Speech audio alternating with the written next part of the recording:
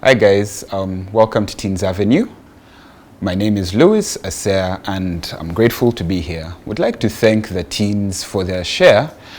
It was very remarkable to see and hear from them as well. And they asked me to come in and share about my experiences. I'm passionate about teens and my sobriety and being of service. I'm here to share my experiences and to let everyone know how drastic and painful addictions can be.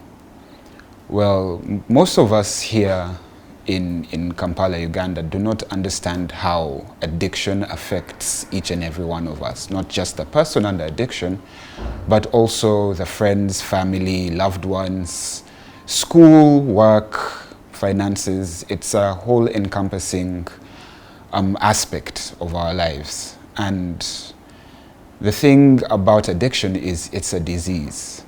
It's a disease that is incurable. It's a disease that's progressive and it's fatal. It does get fatal, but we are here today to try to limit its fatality. The thing about something that is incurable and is progressive is usually people think that there is no solution for it.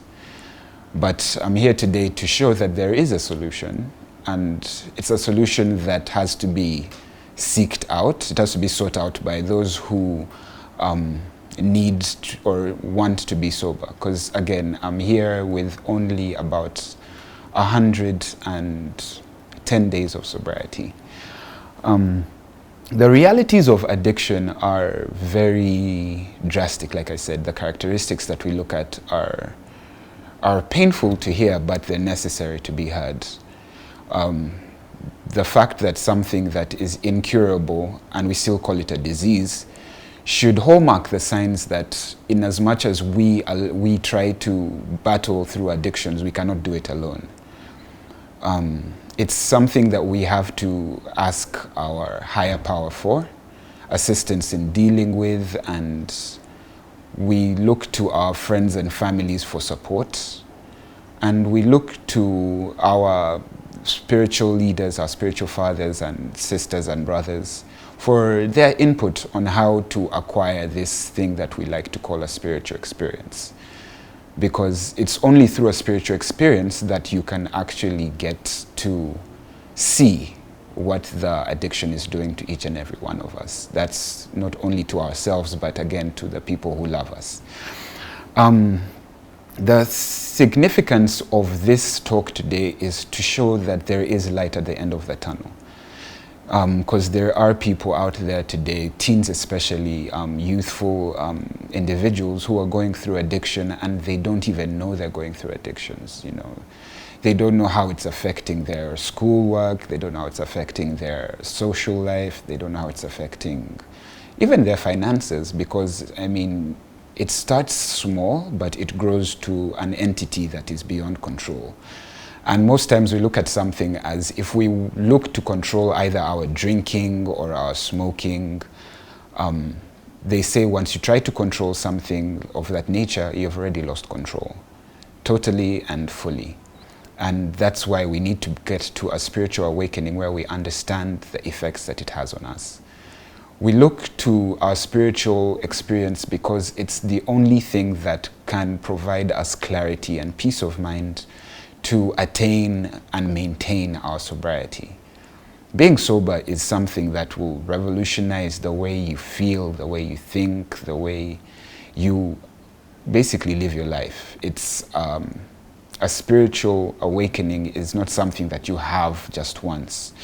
It is also something that you have to live. A spiritual life is something that you have to live in order to achieve and maintain your sobriety. The significant number of people who are living with addiction, and by addiction, I'm not only talking about addiction to drugs and pornography and alcohol. We're looking at addiction in its general perspective. There's good addictions and there's bad addictions. Just the word addiction doesn't mean it's something bad.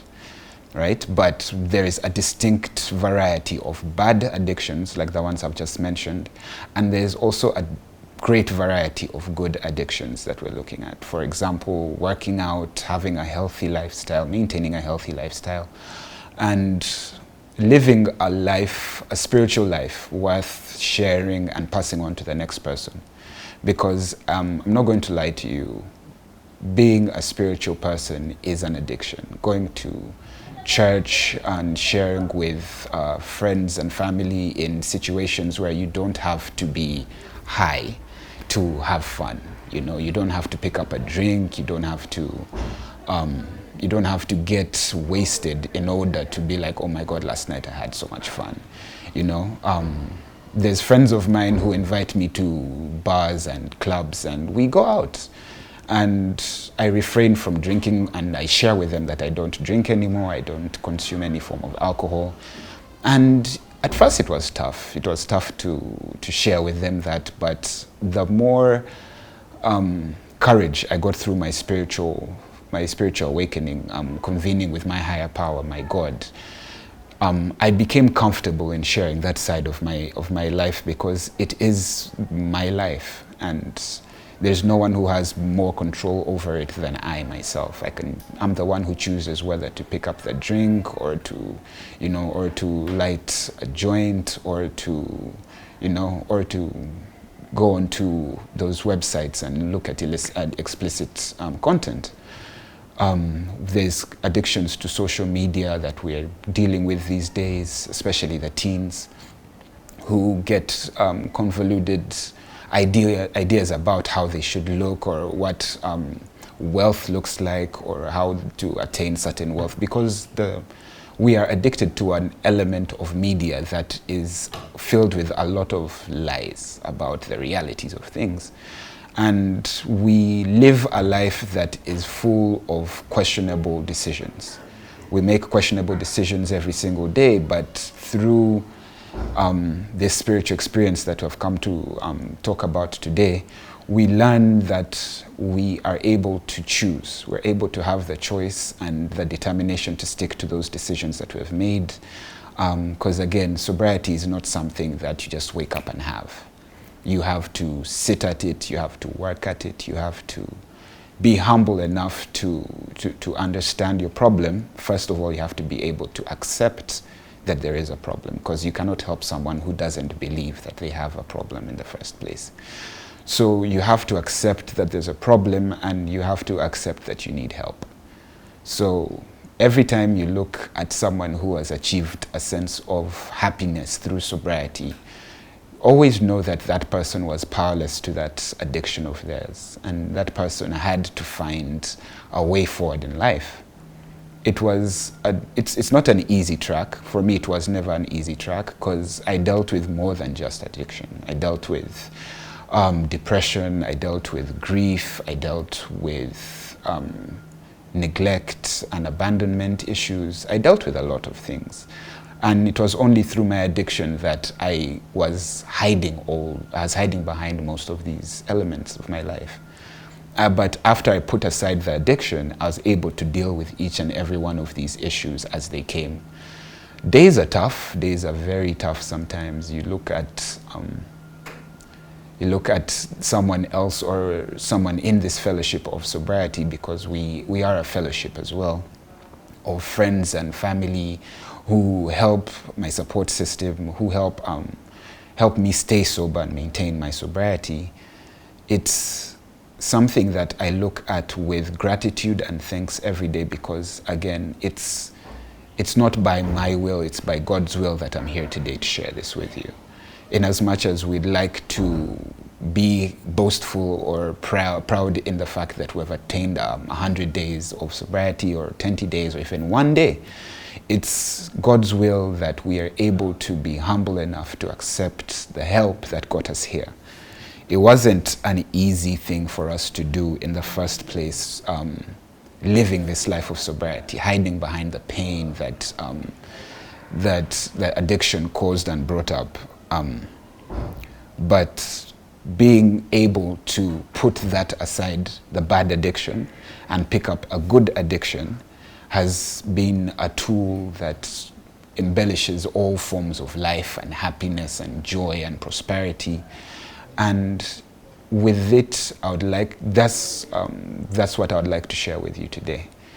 You know, having addictions are choices, making choices every day, as opposed to picking up a drink or an alcoholic beverage. You could pick up a cup of coffee, a cup of tea, as opposed to watching pornography on your phone or wherever you have access to it.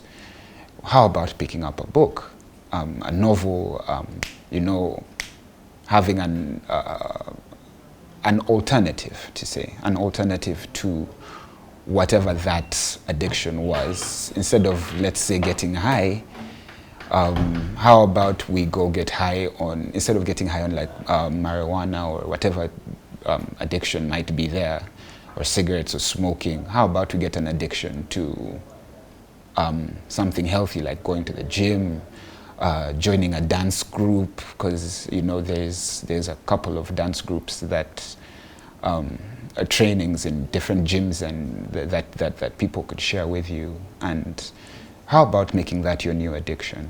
You know, substituting one vice for a good one. How about instead of let's say getting addicted to binge eating and maybe video games, how about you spend some time being of service to somebody else, you know, maybe going to the church, helping out your brother and sister or your parents here and there where they might need help and they don't really even want to ask you, or think that maybe asking you would get you enraged about it. How about we replace our bad addictions for good ones? You know, because again, I feel like the word addiction is just a word to describe something that we love to do. You know, if we love to do it and we do it with 80% of our time in the day, then I believe that's an addiction. You know, most of the teens these days are addicted to going online and sharing and watching TikToks, you know, just scrolling, mindlessly scrolling for amusement. You know, how about if you picked up the camera and you spoke about how you're feeling? You know, let the sharing become your new addiction, right? Let's redefine the word addiction and make it something that is beautiful, that we can share with everyone, that we can bring to the world, and we can be happy of the people we've become. So, because you know they say once an addict, always an addict. How about we change our addictions from bad ones to good ones? That's what I'm here to share with you today. I'm grateful for being here. I'm grateful for my invitation to share with you today. I'm grateful for the teens for sharing as well. And I hope to be back again next time. And next time, and next time, and next time. My name is Louis Aseya, but you can call me Louis. Please be free to reach out to me, and I'll be glad to be of service to you and help you through your battle with addictions, and we'll always find a better way if we seek it. Thank you, and have a good day.